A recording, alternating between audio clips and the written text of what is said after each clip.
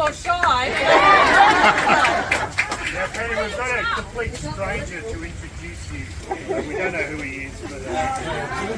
I just said G'day Lewis before. Excuse me, sir, could you introduce this lady? Ladies and gentlemen, can I start by beginning by acknowledging the traditional custodian of the land on which we meet? And I pay my respect to the elders past, present and emerging. I want to introduce my good friend, Senator Penny Wong. She was born in Kota Kinabalu, Sabah, Malaysia. I was born in Sarawak, Malaysia, in the island of Borneo. Same island. She came to Australia at the age of 8, settled in Adelaide, South Australia. Her father, same profession as mine. I don't want to disclose that, same profession as mine. She was graduate a Bachelor of Law degree and Arts degree from the Adelaide University. Initially, she was admitted to the medicine degree, but after a year of exchange or student in Brazil, she changed her mind. I think she made a good decision to do law. At this point, I'm only 18 in the discussion. She was a policy senior advisor for the New South Wales government, also the industrial officer for the union, and a barrister and solicitor. Election to the Senate in 2001, taking her seat in 2002 as the senator for Southern Australia. Then in 2000, re-elected in 2007 and 2013 and 2016. In 2004, she was elected as the shadow minister. And 2007, as you know, she was the minister for climate change and water.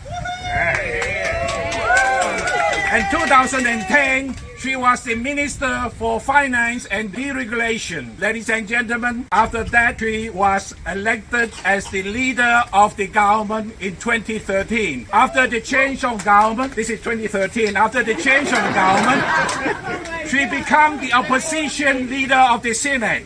She was the first woman to sit on both sides, the leader of the Senate. She lives in Adelaide. She's married a partner with 2 daughters. And as a matter of fact, you know, at the ANZAC 2022 ANZAC Day promotion, she was very happy with my picture. Ladies and gentlemen, let me introduce my good friends, our next Minister for Foreign Affairs and also the Senator for Southern Australia, my good friend, Senator the Honourable Penny Wong. Thank you very much.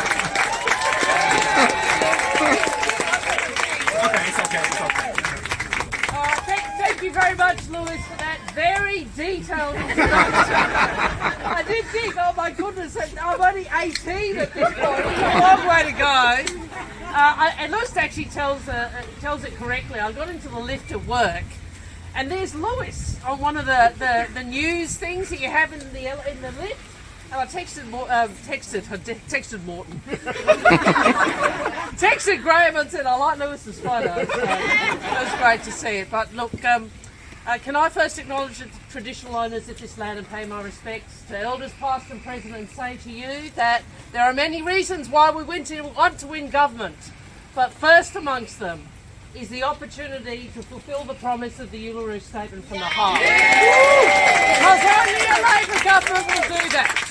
Only a Labor government will do that, and we do it not just because it's the right thing to do, not just because there is a graciousness that First Nations peoples have shown in offering that pathway. We do it because it will make us a stronger and more united nation, a stronger and more unified nation, which is what a Labor government do. We know that's what happened when the Stolen Generation was in the Parliament. When Kevin apologised to them, we all remember, those of us who might have been around, what that was like for the community.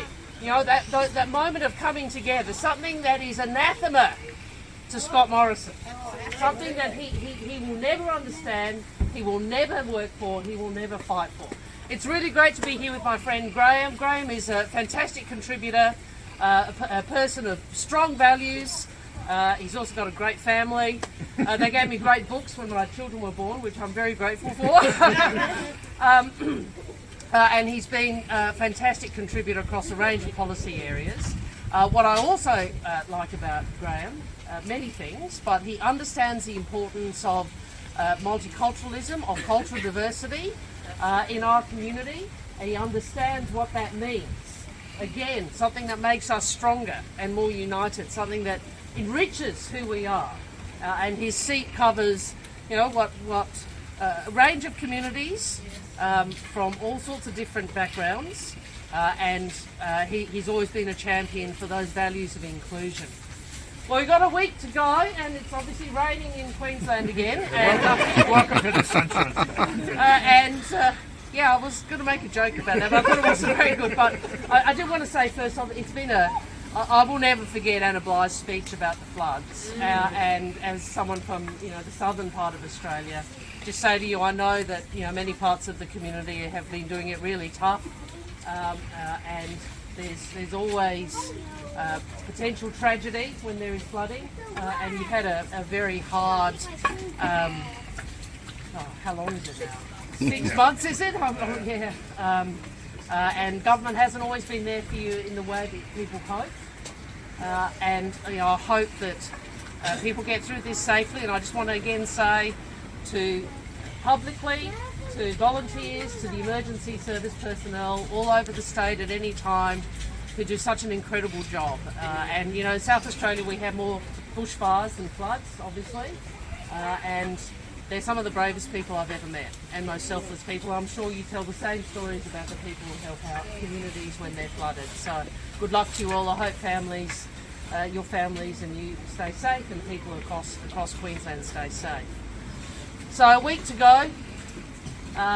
We're I think seeing a government that is going to get more and more desperate, more and more divisive, apparently more and more lies. Yes, I'll take that interjection. To come into Parliament. No way. A Prime Minister who's telling people now he's going to change. Yeah. See, all of a sudden he's going to be a nice bloke. But he's not, is he? No. He's not. And we know this is going to be a very, very hard 7 days. Because, taking government is hard. There is a reason, and I know you've heard this, but there is a reason why we've only done it 3 times since the end of World War II from opposition. Kevin, Hawkey and Gough Whitlam. And why is it only 3 times? It's because it's hard.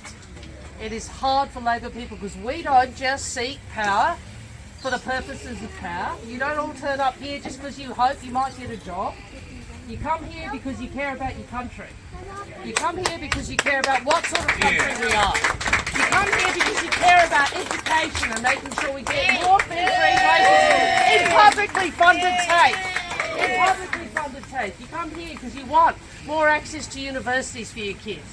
Come here because you want Medicare to be stronger, and because only Labor built it and only Labor will ever protect it. You come here because you want action on climate. And I can say to you, I was Australia's first climate minister. That's when my hair went grey.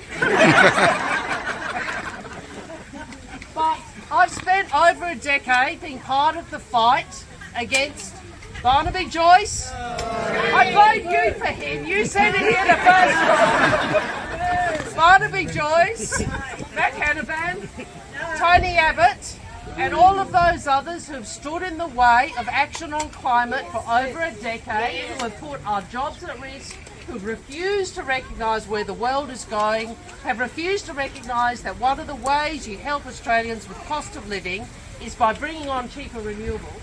And I will say this to you, it is only a Labor government that will deliver real action on climate. Only a Labor government. Anyway, a week to go. And we're going to be all over the country. The shadow ministers, Albo, I think he was, where was he yesterday? Leichhardt? Yeah, he's in Kansas on the reef, and then he's been in Darwin. I can't remember where. Brisbane tomorrow. That's it. But I want to say to you, it's great when we do well in press conferences or 7:30 report, 7:30 or whatever. Debates. He's done well in those. He did very well. But. But, there's a but. Oh, there's that. And the but is this. We want to form government. We're not like the Greens where we talk to those who agree with us. We have to change hearts and minds. And the best way to do that is your voice. It's you talking to people. It's the conversations you have on the phones or on the doors or on the street corner meetings or in the shopping malls or whatever you do with the people who don't yet agree with us. That's what's up for grabs in the next 7 days. So I am pleading with you. Don't think this is in the bag. They will throw everything at us. They held many press conferences yesterday in order to throw more stuff at the Labor Party. They will continue to do that. So we have to sprint over the line. And that means I am asking you, and I know door knocking when it's raining is probably not your favourite idea right now, but I'm asking you to keep volunteering. Because we have to bring Graham back.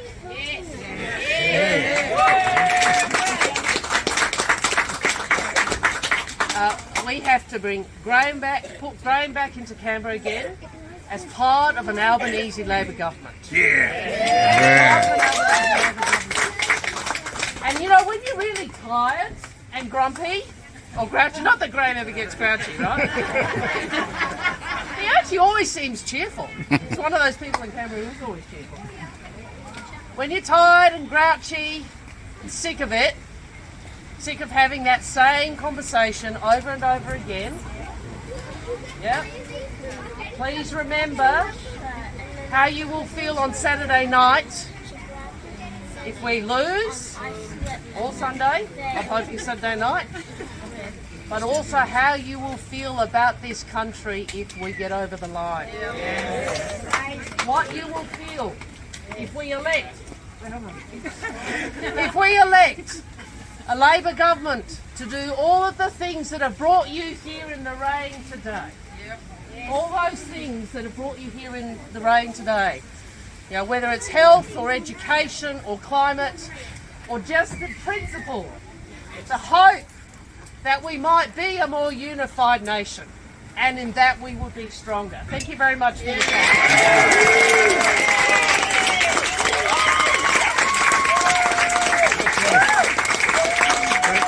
Thank you very much, Penny, and I also acknowledge the traditional owners and thank them for their strong and continuing stewardship, and commend you on that policy announced yesterday of having a First Nations diplomat. That is an incredible commitment from the Labor Party. That's followed through with the Statement of the Heart, the only party committed to enacting the Statement of the Heart. And we also have a great education policy in terms of teaching First Nations languages in 60 schools as well. So we've got a strong commitment to making sure we can better engage with the rest of of Asia and the world on our terms, as Labor has always done. Under Curtin, under Whitlam, under Hawke and Keating, reaching out to the rest of the world with pride. And we can do that with climate change and look our neighbours in the eyes. Penny, it's been wonderful to see you over the years in Moreton. You've got a strong commitment to this part of the world because of your good friends. There is that. I'm actually committed to you too, mate. We want to keep you in the parliament. But Penny, I know that the people are here to hear from you. But that message of if you can just do a little bit of phone calling or door knocking is true. This is actually a marginal seat. I know you've been seeing me since 2007, but every election is hard. There are people here who've been door knocking, making phone calls for weeks and months and years. And I should acknowledge former Attorney General Matt Foley and Michael Choi as well. Sorry, I should have done that at the start. When we were, and Penny, Michael Choi also from the BD and Bligh governments as well.